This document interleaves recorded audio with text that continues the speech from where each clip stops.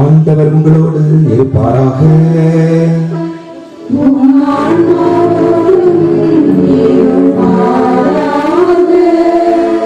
யோவான் எழுதிய தூய நற்செய்தியிலிருந்து வாசகம்.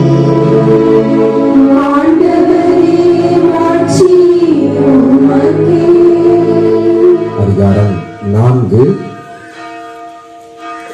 இறை வார்த்தைகள் 5 தொடக்கம். இயேசு சமாரியாவில் உள்ள சிக்கார் என்னும் ஊருக்கு வந்து சேர்ந்தார்.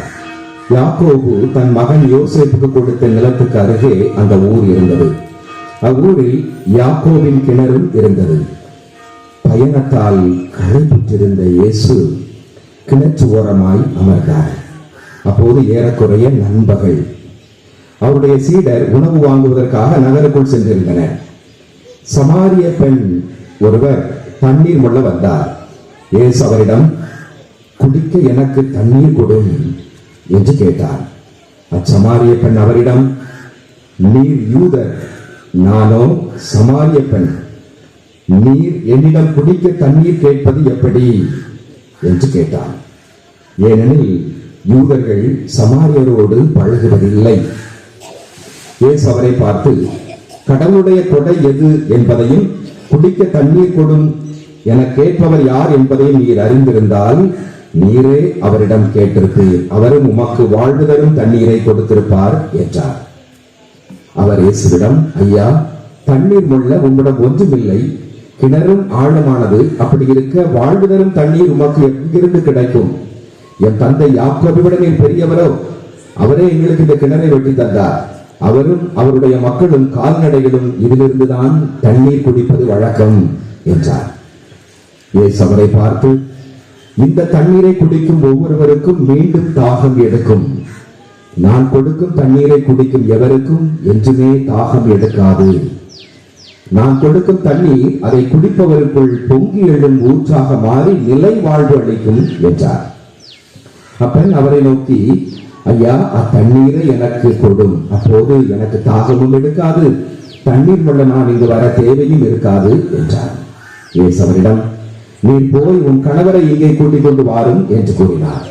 அப்பெண் அவரை பார்த்து, எனக்கு கணவர் இல்லையே என்றார். இயேசு அவரிடம், எனக்கு கணவர் இல்லை என நீர் சொல்லுவது சரியே. உமக்கு 5 கணவர்கள் இருந்தார்கள் என்றாலும் இப்போது உம்முடன் இருப்பவர் உன் கணவர் அல்ல. எனவே நீர் கூறியது உண்மையே என்றார். அப்பெண் அவரிடம், ஐயா, நீர் ஓர் இறைவாக்கினர் என கண்டுகொண்டேன்.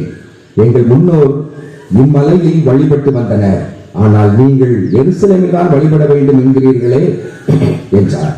இயேசு அவரிடம், அம்மா, என்னை நம்பும், காலம் வருகிறது, அப்போது நீங்கள் தந்தையை இம்மலையிலோ எருசலேமிலோ வழிபட மாட்டீர்கள்.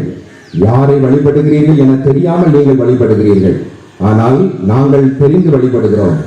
யூதரிடமிருந்தே மீட்பு வருகிறது, காலம் வருகிறது, ஏன் வந்தே விட்டது. அப்போது உண்மையாய் வழிபடுவோர் தந்தையை அவரது உண்மை இயல்புக்கு ஏற்ப உள்ளத்தில் வழிபடுவர். தம்மை வழிபடுவோர் இத்தகையவராய் இருப்பதுவே தந்தை விரும்புகிறார். கடவுள் உருவமற்றவர், அவரை வழிபடுவோர் அவரது உண்மை இயல்புக்கு ஏற்ப உள்ளத்தில் தான் வழிபட வேண்டும் என்றார்.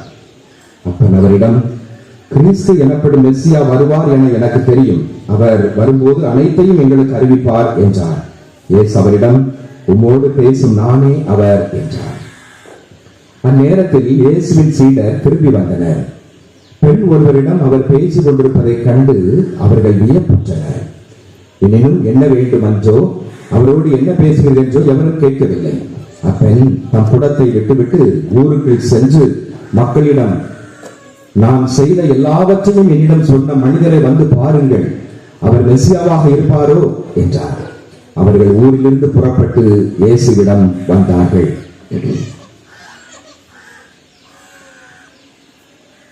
சான்று பகர்ந்த அந்த சமாரிய பெண்ணின் வார்த்தையை முன்னிட்டு அவ்வூரில் உள்ள சமாரியர் பலர் இயேசுவிடம் நம்பிக்கை கொண்டனர்.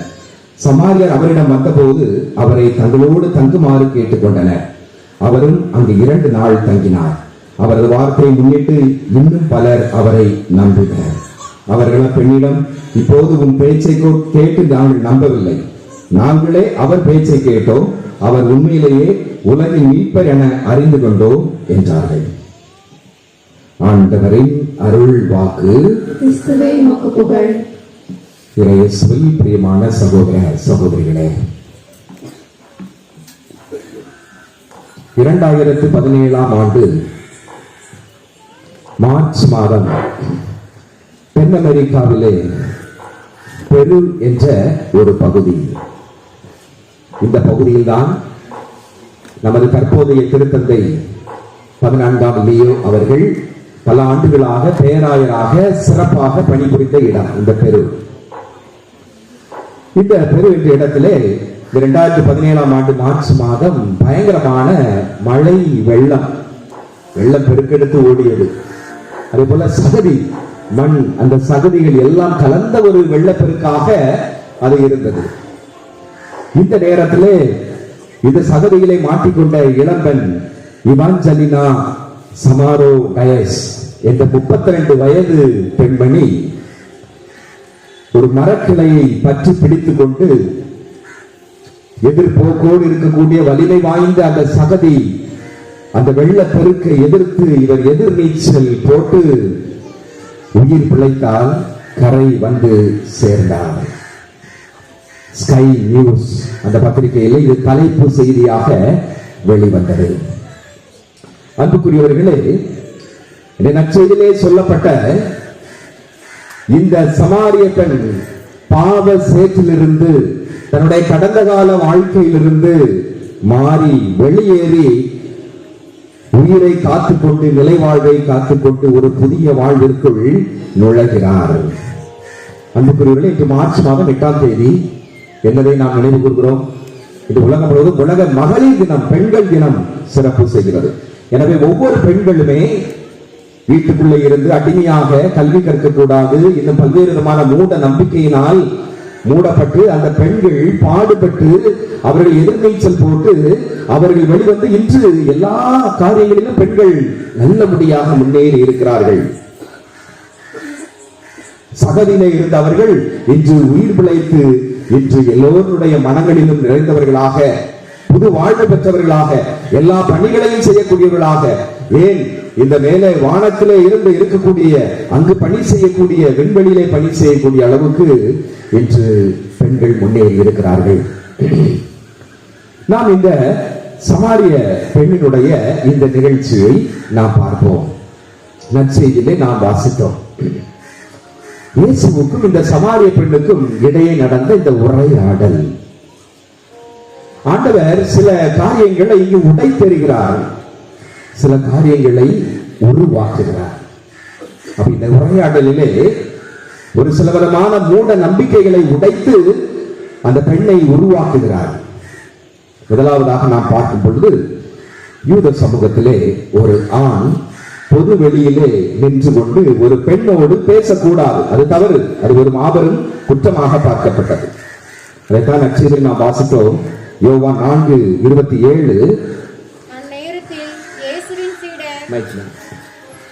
அந்நேரத்தில் இயேசுவின் சீடர் திரும்பி வந்தனர். பெண் ஒருவரிடம் அவர் பேசிக் கொண்டிருப்பதை கண்டு அவர்கள் வியப்புற்றனர். ரொம்ப வியப்புற்றாங்க. சாதாரணமா ஒரு ஆண் ஒரு பெண்ணோடு பேசக்கூடாது அப்படின்னு இவர் ஒரு இறைவாக்கினர் பெண்ணோடு எப்படி பேசுவது ஒரு வியப்பு. அப்ப அது ஒரு பெரிய தவறு. அப்ப ஆண்டவர் இயேசு இதை உடைத்தெறிகிறார். ஏன் பேசக்கூடாது? ஏன் என்ன பெரிய தப்பு? பெண்களும் மனுஷங்க தானே, அவங்களும் சம உரிமை உடையவர்கள் தானே. எனவே பெண்களுக்கு ஒரு அங்கீகாரத்தை கொடுக்கிறார், அவர்களுக்கு ஒரு உரிமையை கொடுக்கிறார், அவர்களுக்கு ஒரு மதிப்பை கொடுக்கிறார். அவங்களும் மனுஷங்க தானே, ஒரு மனித மாண்பை இங்கு விதைக்கிறார். எனவே இந்த காரியத்தை உடைத்து அவர் ஒரு சமத்துவ பார்வையை, ஆண் பெண் சமம் என்கின்ற ஒரு பார்வையை அங்கு முன்னெடுக்கிறார். அதோடு மட்டுமல்லாமல் சீடர்களோடு பெண் சீடர்களையும் அவர் சேர்த்துக் கொள்கிறார். இரண்டாவது, ஒரு யூதர் சமாரியருக்கு எதையும் கொடுக்க கூடாது, அல்லது ஒரு சமாரியரிடமிருந்து எதையும் பெற்றுக் கொள்ளக் கூடாது. எந்த பொருளாக இருந்தாலும் சரி, எந்த காரியமாக இருந்தாலும் சரி, அவர்களிடம் எந்த கொடுக்கல் வாங்கலும் இருக்கக்கூடாது. எனவே திருமண உறவுகள், பந்தங்கள் எதுவுமே கிடையாது, பேச்சு வழக்கம் எதுவுமே கிடையாது. எந்த பொருளையும் கூட இவங்க வாங்கக்கூடாது, அவங்ககிட்ட இருந்து இவங்க பெறக்கூடாது. அதைத்தான் நாம் நற்செய்தியிலே வாசித்தோம். 9வது வசனம், அச்சமாரிய பெண் அவரிடம், நீர் யூதர், நானோ சமாரிய பெண், நீர் என்னிடம் குடிக்க தண்ணீர் கேட்பது எப்படி என்று கேட்டார். அப்போ இப்படிப்பட்ட ஒரு நிலையில கொடுக்கல் வாங்கலே இருக்கக்கூடாது. அந்த பெண்ணே சொல்றார், நீர் ஒரு யூத, நான் சொன்னது எப்படி கேட்கலாம்? அப்ப இயேசு இரண்டாவது இந்த மூட பழக்கத்தை, இந்த நம்பிக்கையை, இந்த மூட நம்பிக்கையை உடைத்தெறிகிறார். அம்மா, எனக்கு தண்ணீர் கொடுங்கள் என்று ஆசையோடு அவர் கேட்கின்றார். 8வது வசனத்தில் நாம் பார்க்கிறோம். 6வது வசனத்தில் அவர் ரொம்ப பயண களைப்பாக இருக்கிறார். சோர்ந்து போய் அந்த கிணற்று அருகே வந்து உட்கார்கிறார். உட்கார்ந்த உடனே அவர் ரொம்ப சோர்வு, ரொம்ப டயர்ட். அப்போ அம்மா கொஞ்சம் தண்ணீர் கொடுங்க. கையில தொடக்க பாக்குறாங்க, நண்பர்கள் வேலை. அவரு தண்ணீர் கேட்கின்றார் ஆண்டவர். அப்ப அதை உடைத்தெறிகின்றார். அப்ப அங்கு என்ன நடக்கிறது? சின்னஞ்சிறிய சகோதர சகோதரிகளுக்கு எதை செய்யல அதை எல்லாம் எனக்கே செய்தீர்கள். மத்திய நட்சத்திரம் 25ஆம் அதிகாரம் 4வது வசனத்துல நாம பார்க்கிறோம். இப்படி ஒரு புதிய பார்வை அவர் உருவாக்குகிறார். தண்ணி கொடுக்கிறது தப்பா? என்ன கொடுக்கல் வாங்கல் இருக்கக்கூடாது அப்படின்னா மனுஷன் தண்ணி எல்லாம் வரும் பொழுது அது கூட தப்பா? அப்ப அதை உடைத்து அதுவும் சரி, மனித தேவைகள் நிறைவு செய்யப்பட வேண்டும். மனிதனுக்கு செய்வது கடவுளுக்கு செய்வது, மனிதனுக்கு கொடுப்பது கடவுளுக்கு கொடுப்பது என்ற ஒரு நிலையை அவர் உருவாக்குகின்றார். எனவே சமாரியர்கள் அங்கீகாரம், அவர்களுக்கு மதிப்பு, அவர்களும் கடவுளுடைய பிள்ளைகள், அவர்கள் கடவுளின் சாயலாக உருவாக்கப்பட்டவர்கள் என்ற ஒரு நிலையை அவர் உருவாக்குகிறார். 3வது, யூதர்கள் பார்வையிலே சமாரியர்கள் இழிவானவர்களாக கருதப்பட்டார்கள், தரம் குறைந்தவர்களாக கருதப்பட்டார்கள், கலப்பின மக்களாக அவர்கள் இருந்தார்கள், அவர்கள் தீட்டுடையவர்கள். கிமு 722 அசிரிய படையெடுப்பின் மூலமாக எருசலேமில் உள்ள எல்லா மக்கள், யூதேயாவில் அனைத்து மக்களும் எல்லாம் நாடு கடத்தப்பட்டார்கள். அப்பொழுது அங்கு அசிரியாவில் உள்ள அங்கு நாடு கடத்தப்பட்ட மக்களோடு ஒரு சில யூதர்கள் உறவை வைத்துக் கொள்கிறார்கள். கொடுக்கல் வாங்கல் போன்றவர்கள், திருமண காரியங்கள், திருமணமும் செய்து கொள்கிறார்கள் நாளடைவில். அப்ப ரத்தம், கலப்பின ரத்தம் என்று யூதர்கள் இந்த சமாரியர்களை வெறுத்தார்கள். தீட்டுப்பட்டவர்கள், தரம் குறைந்தவர்கள், கலப்பிரத்தம் உடையவங்க என்று வெறுத்தார்கள். அவர்களை ஒதுக்கி வைத்தார்கள். குரு எஸ்ரா கூட கோயில் புதுப்பிக்கின்ற பணியிலே இந்த சமாரியர்களிடம் நன்கொடை வாங்கவில்லை. எஸ்ரா நூல் 4ஆம் அதிகாரம் 1 - 5 வரை உள்ள பகுதிகளிலே நாம் இதை பார்க்கலாம். ஆலயம் புதுப்பித்த பிறகு சுற்றுச்சுவர் எழுப்பப்பட்டது. அந்த சுற்றுச்சுவர் கட்டுவதற்கு நெகேமியா அவர் கூட நன்கொடை சமாரியர்களிடமிருந்து பெற்றுக் கொள்ளவில்லை. நெகேமியா நூல் 4ஆம் அதிகாரம் 1 - 3 வரை உள்ள பகுதிகளிலே நாம் இதை பார்க்கலாம். இப்படிப்பட்ட ஒரு நிலையிலே தீட்டுப்பட்டவர்களாக, இழிவானவர்களாக, ஒதுக்கப்பட்டவர்களாக வாழ்ந்த இந்த சமாரியர்களை இதை உடைத்தெறிந்து, இந்த பழக்கத்தை உடைத்தெறிந்து, இந்த நம்பிக்கையை உடைத்தெறிந்து அவர்களோடு அவர் உறவாடுகிறார். அவர்கள் அருகிலே இருக்கிறார், அவர்களை தேடி செல்கிறார். இந்த சமாரிய பெண்ணுக்கு வாழ்வை கொடுத்து ஒரு புதுப்பிக்கின்ற ஒரு ஆற்றலை அவர் கொடுக்கின்றார். ஆண்டவர் சொல்வதை போல, நேர்மையாளர்களே அல்ல பாவிகளையே நான் அழைக்க வந்தேன். லூக்கா நற்செய்தி 15ஆம் அதிகாரம் 32வது வசனத்தில் நாம் இதை பார்க்கிறோம். எனவே ஓரதள்ளப்பட்டவர்கள், புறக்கணிக்கப்பட்டவர்கள், ஏழைகள், பெண்கள், பாவிகள், சிறுவர்கள், இவங்களெல்லாம் யாரும் கண்டுகொள்ள மாட்டார்கள். இதை உடைத்து ஆண்டவர் அவர்களை கண்டுகொள்கிறார். எனவே இப்படிப்பட்டவர்கள், அதனால்தான் இயேசுடைய பணி, வாழ்வு, பொறுமைகள், போதனை எல்லாம் புறக்கணித்து பகுதி மக்கள் மத்தியிலே அதிகமாக இருந்தது. எனவே இப்படிப்பட்ட ஒரு நிலையிலே சமாரியர்களை கடவுளுடைய பிள்ளைகள் என்ற ஒரு நிலையிலே தீட்டுடையவர்கள், இழிவானவர்கள் அதை மாற்றி அவர்களும் கடவுளுடைய பிள்ளைகள், அவர்கள் தூயவர்கள் என்ற ஒரு நிலையை இயேசு உருவாக்குகின்றார். 4வதாக, இறைவன் பற்றிய இந்த சமாரிய பெண், சமாரியர்களுடைய தவறான கருத்தை உடைக்கிறார். சமாரியர்களை பொறுத்தமட்டிலே அவர்கள் நாடு கடத்தப்பட்டதால் அங்கு பல நாட்டு தெய்வங்கள், அப்ப பாகால் தெய்வம், சிலை வழிபாடுகள், அந்நிய தெய்வ வழிபாடுகள் அதை அதிகமாக நுழைந்தார்கள். எனவே பல கடவுள்கள் இருந்தார்கள். அதைத்தான் 5 கணவர் என்று சொல்வது. 5 கடவுள்கள் சமாரியர்கள் வழிபட்டு வந்தார்கள். 2 அரசர் புத்தகம் 17ஆம் அதிகாரம் 24வது வசனத்தில் நாம் இதை தெளிவாக பார்க்கலாம். அப்போ இறைவன் என்பவர் ஒருவர் தான், அதுவும் யாவே இறைவன். எகிப்தின் அடிமை தலையிலிருந்து உங்களை விடுவித்து உங்களுக்கு கானா நாட்டை வழங்கி இடம் கொடுத்து உங்களை வாழ வைத்தவர் அந்த யாவே இறைவன். அந்த தந்தையாக இறைவன் கட்டளைகளை கொடுத்து உங்களை ஒருங்கிணைத்தவர். எனவே அவர் ஒருவர்தான் கடவுள், ஒரே கடவுள் என்ற ஒரு நிலையை ஆண்டவர் இயேசு கொண்டு வருகின்றார். எனவே பல கடவுள் அதை உடைத்து ஒரே கடவுள் யாவே இறைவன், தந்தையாகிய இறைவன், அவர்தான் உண்மையான தெய்வம் என்பதை அவர் நமக்கு சொல்லி காட்டுகிறார். இந்த நற்செய்தியிலே கூட நாம் அதை வாசிக்க கேட்கலாம். வாசித்தோம், அருமையாக வாசித்தோம். கடவுள் என்பவர் ஒருவர் தான், தந்தையாகிய இறைவன் தான், அவரை நீங்கள் உள்ளத்தில் வழிபடுங்கள் என்று அவர் சொல்லுவதை நாம் பார்க்கின்றோம். 5வதாக வழிபாடு பற்றிய அவர்களுடைய தவறான கொள்கையை, சமாரியனுடைய தவறான கொள்கையை உடைத்து வழிபாடு என்றால் என்ன என்பதை பற்றிய ஒரு புதிய சகாப்தத்தை அவர் உருவாக்குகிறார். பொதுவாக நாம வாசிக்கலாம். 20வது வசனம் வாசிங்க. எங்கள் முன்னோர் இம்மலையில் வழிபட்டு வந்தனர், ஆனால் நீங்கள் எருசலேமில் தான் வழிபட வேண்டும் என்கிறீர்களே என்றார். எங்கள் மக்கள் இந்த மலையில் வழிபட்டு வந்தார்கள், ஆனால் நீங்கள் எருசலேமில் தான் வழிபட வேண்டும். நிறைய நேரத்துல கலிலேயா அந்த பகுதியிலே வடநாடு, சமாரியா என்பது மத்தியிலே இருக்கிறது, யூதேயா எருசலேம் இது தென் பகுதியிலே இருக்கிறது. அப்போ இந்த வழிபாடு செலுத்துவதற்காக கலிலேயாவிலே அங்குள்ள யூதர்கள் எருசலேமுக்கு வரும்போது இந்த யூதேயா வழியாக வர வேண்டும், அதுதான் நேர் வழி. ஆனால் கொஞ்சம் சுற்றி வருவாங்க, ஏன்னா அந்த அளவுக்கு பரம ஒரு தீராத ஒரு பகைமை. நம்ம ஏற்கனவே அந்த பகைமை சுவரை உடைத்து ஒரே கடவுள், நீங்களும் உண்மையானவர்கள் என்கின்ற ஒரு தன்மையை, ஒரே வழிபாடு செலுத்த வேண்டும் என்பதை இங்கு அருமையாக ஆண்டவர் இயேசு உருவாக்குகிறார். அதைத்தான் நாம் 23வது வசனத்திலே அருமையாக வாசிக்கலாம்.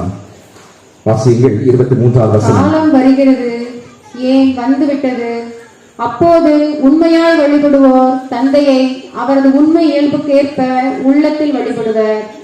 தம்மை வழிபடுவோர் இத்தகையோராய் இருக்கவே தந்தை விரும்புகிறார்.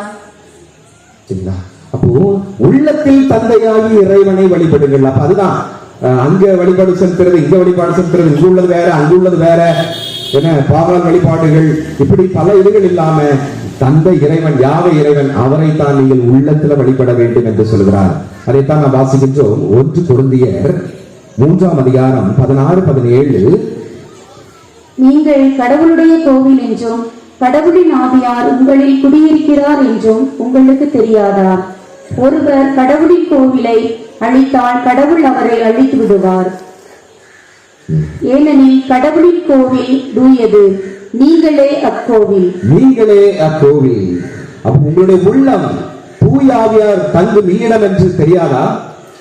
அப்ப நீங்களே அக்கோவில். அப்ப உள்ளத்தில் இறைவனை வழிபட வேண்டும் என்ற வழிபாட்டு முறையை அவர் மாற்றி அமைக்கிறார். அங்க வேணும், இங்க மலையில வழிபடுறது, அங்க வழிபடுறது, உள்ளத்துல இறைவனை வழிபடு என்று. அப்போ இத்தகைய 5 காரியங்களை, தவறான காரியங்களை உடைத்து புதுமையாக 5 காரியங்களை உருவாக்குகிறார். இதைத்தான் நாம் இன்ற அருமையான இந்த சமாரிய பெண், யோவான் நற்செய்தி 4ஆம் அதிகாரத்தில் நடந்த இந்த உரையாடலிலிருந்து நாம் அருமையாக கற்றுக்கொள்ளலாம். சரி, இந்த முதல் வாசகத்துக்கு வாருங்கள். முதல் வாசகத்திலே நாம் வாசித்தோம் விடுதலை பயணம் 17ஆம் அதிகாரத்திலே 3 நாம் வாசிக்க கேட்டோம். அதிலே 6வது வசனத்திலே அந்த மக்கள் தண்ணீர் கேட்கிறார்கள். தாகம், எல்லாருக்கும் தாகம், பாலைவனம், தண்ணீர் எடுக்கும். அப்ப அந்த மக்கள் முழுமறுக்கிறார்கள், வாதாடுகிறார்கள் மோசையோடு. என்ன நீங்க என்ன கொள்ள வந்தியா, தண்ணி கொண்டாங்க. அங்க கொடுத்த அடியில மோசையை கடவுள்கிட்ட மோதுறாரு. பாருங்க, மக்கள் இப்படி கொஞ்சம் விட்டாங்க, கல்லால் எறிஞ்சு கொண்டுருவாங்க. உடனே அங்கு என்ன நடக்கிறது? ஓரேபு மலையிலே நைல் நதியை தட்டி அந்த கோலை எடுத்து நீ அந்த பாறையை தட்டு, உனக்கு தண்ணீர் கிடைக்கும். என்னாகமம் 20ஆம் அதிகாரம் 11வது வசனம். பின் மோசே தம் கையை ஓங்கி தம் கோலால் பாறையை இருமுறை அடித்தார், தண்ணீர் தாராளமாக வந்தது. மக்கள் கூட்டமைப்பினரும் அவர்கள் கால்நடைகளும் குடித்தனர். அந்த அளவுக்கு தண்ணீர் தாராளமாக பெருக்கெடுத்து ஓடியது. நற்செய்தியிலும் பார்க்கிறோம். 8ஆம் வசனத்திலிருந்து 15ஆம் வசனம் வரை தண்ணீரை பற்றி பேசுகிறார். என் தண்ணீரை குடிப்போர் தாகமே இருக்காது என்பதை பற்றி பேசுவதை பார்க்கின்றோம். அப்ப தண்ணீர் என்பது மனிதனுக்கு ஒரு அத்தியாவசியமான ஒன்றாக, அடிப்படையான ஒன்றாக இருப்பது தண்ணீர். தண்ணீர் இல்லாம உயிர் வாழ முடியுமா? முடியாது. அப்போ தண்ணீர் அடிப்படை தேவை. நமக்கு தெரியும்,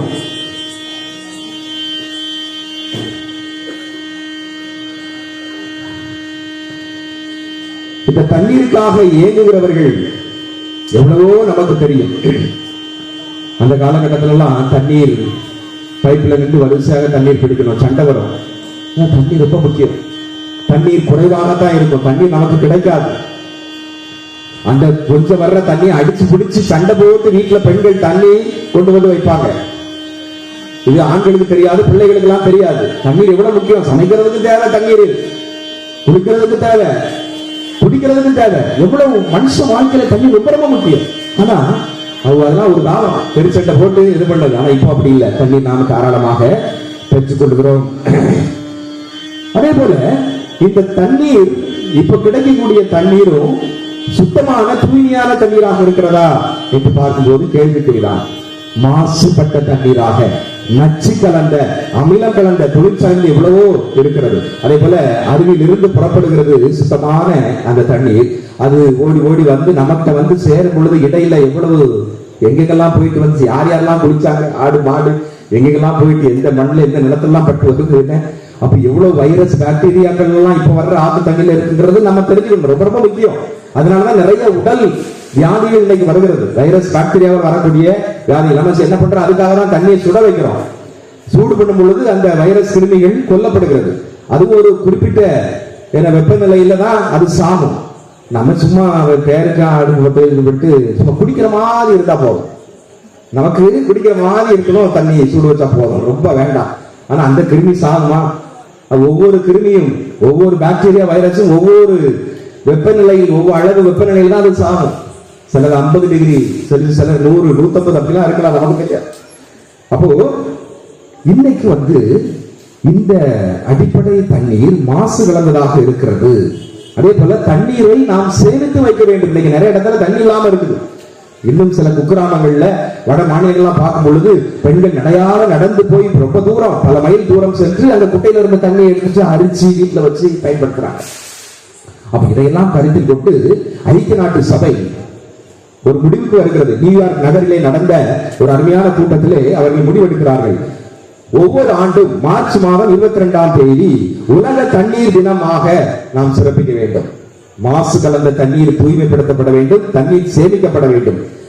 உலகில் உள்ள எல்லா ஆறுகள், நைல், கங்கை, அமேசான் போன்ற ஆறுகள் எல்லாம் மாசுபட்டு விட்டது. எனவே இன்னும் நிறைய எல்லா ஆறுகளில் உள்ள தண்ணீருமே அப்படிதான் இருக்கிறது.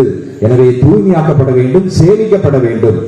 இன்னைக்கு தண்ணீர் நமக்கு நிறைய இருக்கிறது, நிறைய நீர்வீழ்ச்சிகளை நாம பார்க்கிறோம். ஆனால் அந்த தண்ணீர் வந்து ஆறுகள், தடுப்பு அணைகள் கட்டப்பட வேண்டும்.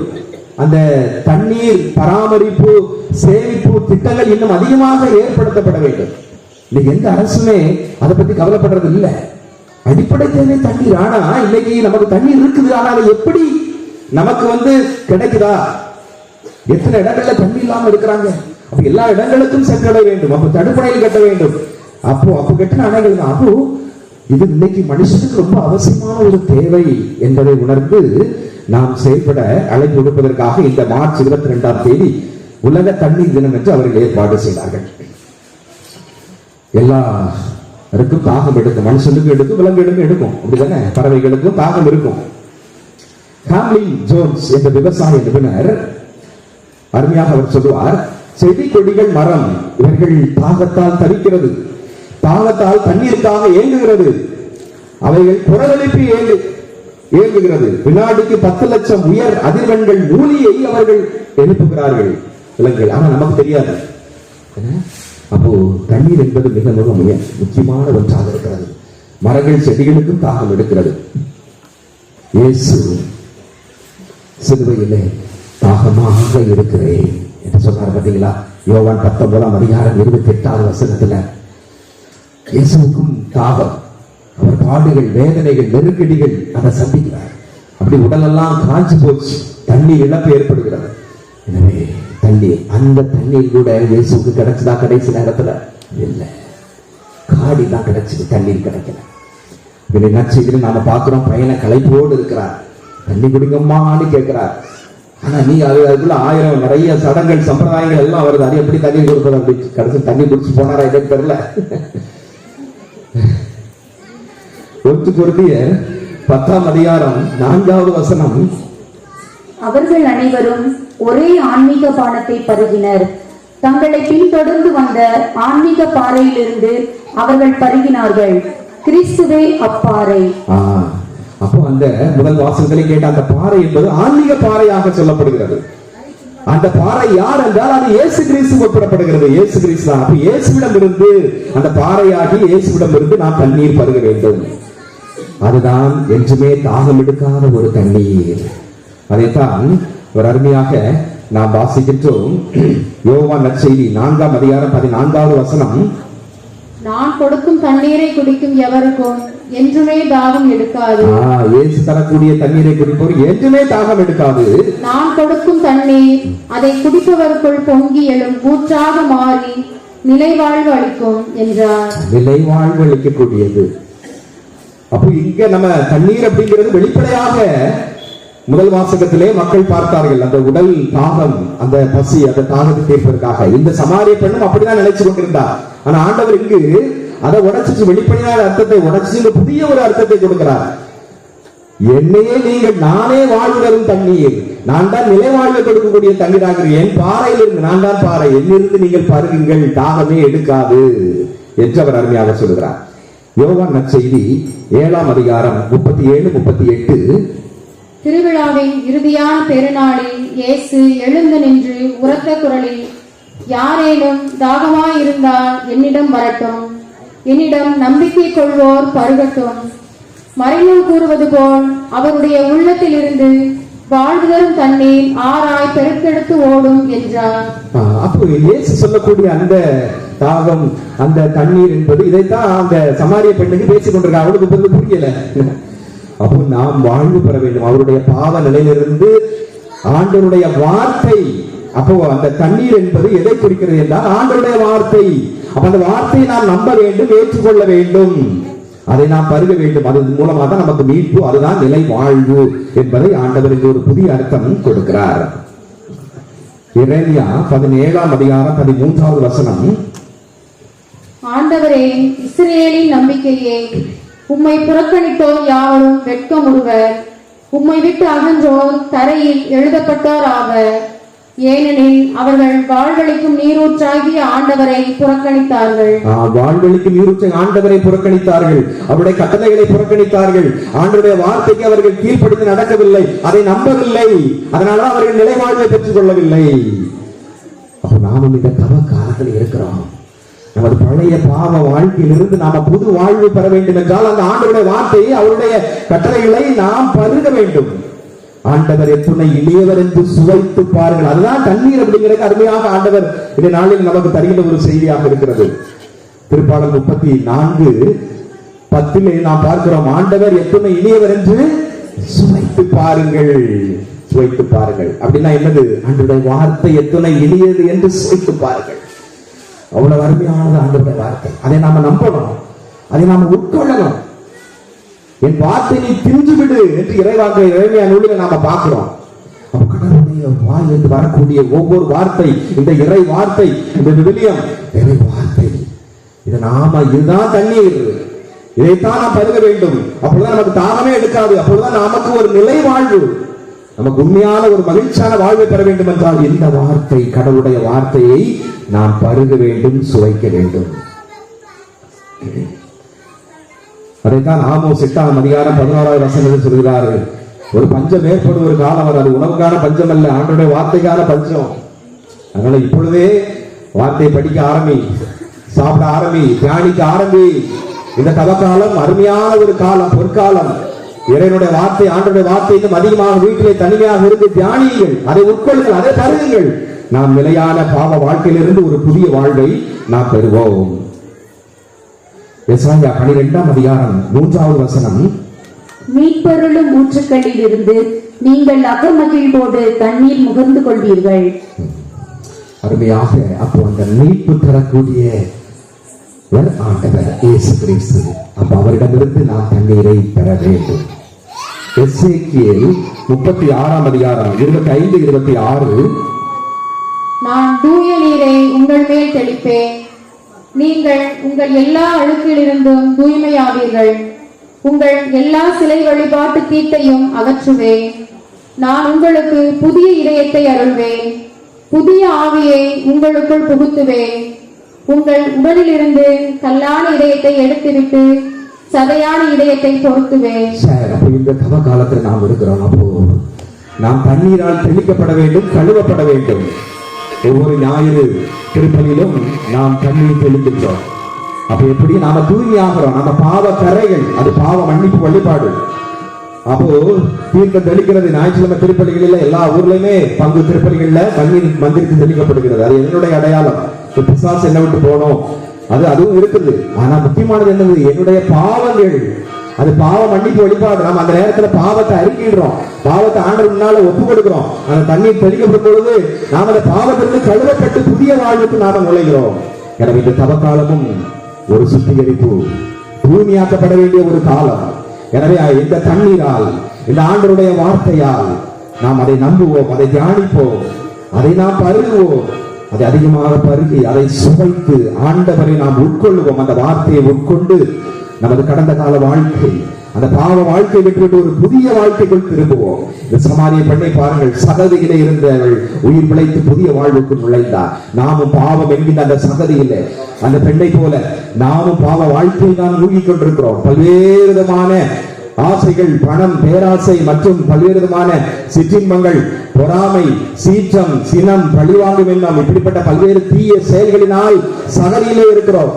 நாம் எப்பொழுது மீண்டு வரப்போகிறோம்? எனவே இந்த தவ காலத்திலே ஆண்டுடைய வார்த்தையை நாம் உட்கிரகித்து அதிலிருந்து மீட்டு வந்து ஒரு தூய உள்ளமாக, உயிருள்ள பலியாக ஆண்டவர் இயேசுவோடு நாம் நம்மை இணைப்போம். அதற்கு தேவையான வரம் வேண்டி நாம் அந்த வழிபாட்டிலே பங்கெடுப்போம். ஆமென்.